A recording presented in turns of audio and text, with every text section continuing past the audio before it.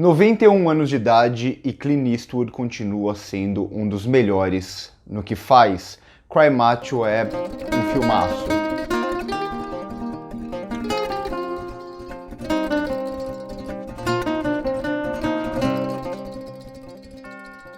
Esse filme eu acho que ele pode funcionar para o público que não conhece a carreira do diretor, mas é um daqueles filmes que, se você conhece o diretor, os filmes que ele fez, os filmes que ele atuou, você vai conseguir identificar não só referências, mas também você vai ver que Cry Macho, de certa forma, fala sobre a própria carreira do Clint Eastwood, sobre o próprio Clint Eastwood, quem ele foi no passado, a visão que ele tinha e principalmente os personagens que ele interpretava, os gêneros que ele passou, e também conversa bastante com os filmes recentes dele. Então é quase como uma jornada pelo cinema do Clint Eastwood. Eu comentei sobre isso num vídeo em que eu falo sobre um filme ser analisado só por ele mesmo e toda essa relação com as referências, com você conhecer o diretor, com como os filmes são influenciados pelos filmes anteriores. Eu vou deixar linkado aqui esse vídeo porque eu acho que ele se conecta bem com Cry Macho de forma geral. Cry Macho tem Clint Eastwood não só como diretor, como também como protagonista do filme.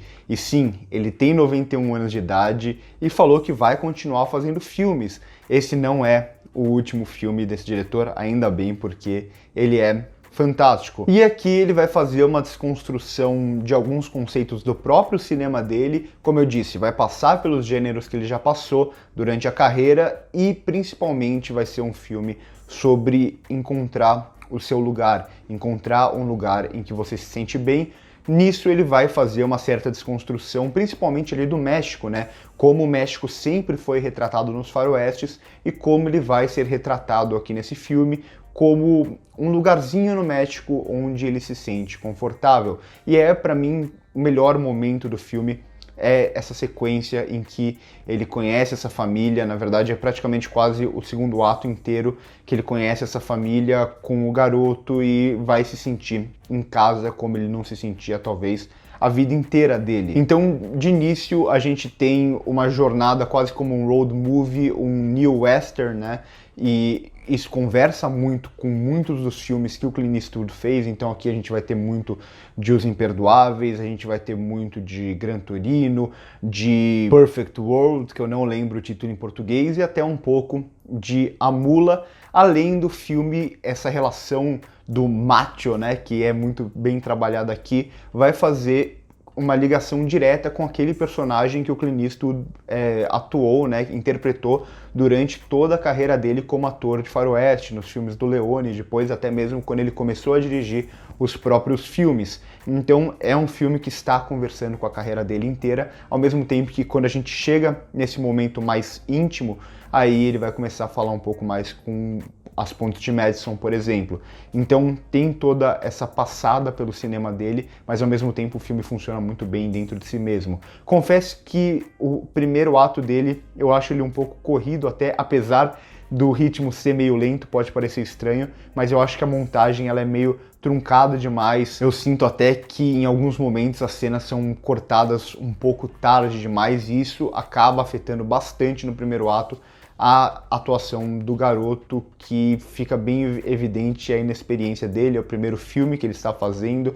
Em alguns momentos, quando ele tem que parecer mais irritado, por exemplo, demonstrar mais emoções, eu sinto que no primeiro ato isso acaba ressaltando um pouco da inexperiência dele, o que melhora bastante a partir do momento que o filme ele acalma, ele se sente em um lugar de conforto, que é justamente quando a gente vai conhecer essa mulher e a família dela, que esses dois personagens principais vão se relacionar. Então é um filme sobre conhecer esse lugar, sobre se sentir em casa, ao mesmo tempo que ele vai estar desconstruindo muita coisa. Já falei, ele vai desconstruir a visão do México que os faroestes sempre teve. Ele vai desconstruir a visão do macho que o cinema hollywoodiano sempre teve. Ele vai desconstruir até as próprias expectativas nossas do gênero. Então a gente vai assistir a um faroeste ou a um neo-western, né?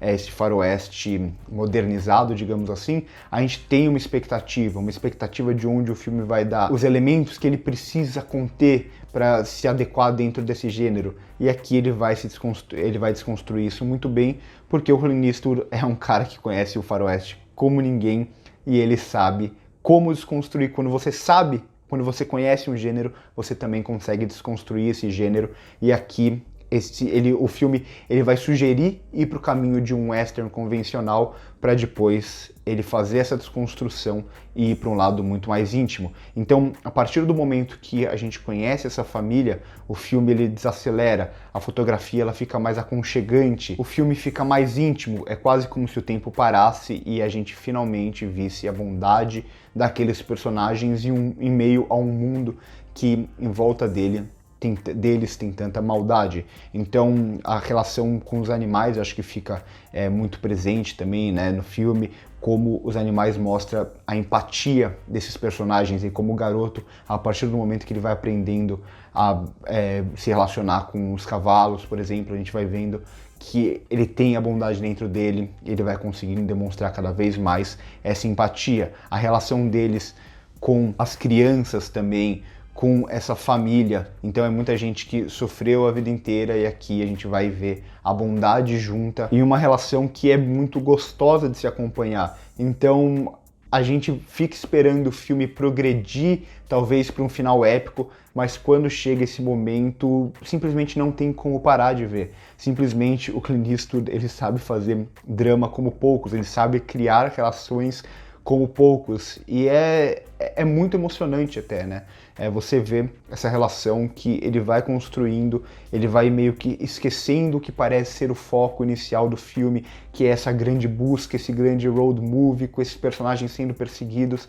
Ele vai deixar tudo isso de lado e vai mostrar a bondade deles e a beleza dessas relações em um lugar onde eles podem chamar de lar. Então é muito sobre isso. Eu acho que Cry Macho é justamente a desconstrução de muitos elementos, como o Clint Eastwood conversa com a carreira dele de muitas formas e com os filmes que ele fez e com os personagens e com a persona que ele teve, mas no final Cry Macho é justamente sobre encontrar um lugar para chamar de casa, pessoas que você quer ter por perto. É quase como se fosse encontrar um lugar mágico, o lugar que você quer viver o resto dos seus dias. Então eu acho que é um filme que eu confesso que o primeiro ato eu tava meio aonde que isso vai dar, e aos poucos ele foi me ganhando completamente.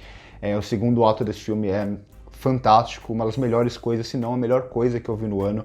Cry Macho é sem dúvida um dos melhores filmes de 2021, é muito bonito, eu tô realmente emocionado, é muito bonito ver como o Clint Eastwood ele ama cinema e ele consegue colocar todo esse amor dele pelo cinema nos filmes. É quase como se fosse o caminho contrário da carreira dele, né? A gente vai ter aqui começando do faroeste, começando com a expectativa desse faroeste e do macho no título, pra gente chegar no final do filme e a gente ver esse personagem já no final de carreira, esse heroísmo do homem comum, que é algo que o Clint Eastwood ele tem se interessado muito, muito nos últimos anos.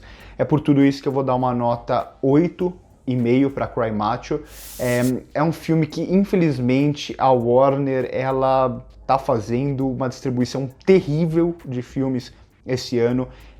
Se você viu alguma coisa de Cry Macho nas redes sociais ou trailer, alguma coisa, comente aqui, porque eu não vi nada, eu só sei que esse filme estreou porque eu tava na expectativa dele estrear. De resto, a Warner, mais uma vez, ela parece que os filmes desse ano, essa relação de lançar no streaming e no cinema ao mesmo tempo, ela tá abandonando a distribuição desses filmes, e aqui no Brasil principalmente esse filme não entrou em quase nenhum cinema. Então curte o vídeo se gostou, se inscreve no canal se ainda não é inscrito, comenta o que achou do filme se você já assistiu, comenta se você vai conseguir assistir, se tem no cinema da sua cidade, se tem perto da sua casa esse filme disponível. Infelizmente o que a Warner tá fazendo essa temporada é um negócio ridículo. Então passa aqui embaixo no primeiro comentário fixado para ver as nossas outras redes sociais. No começo do vídeo tem as minhas redes sociais pessoais, que eu produzo conteúdo para Instagram e Twitter, principalmente Instagram ultimamente. Por hoje é isso e Corta.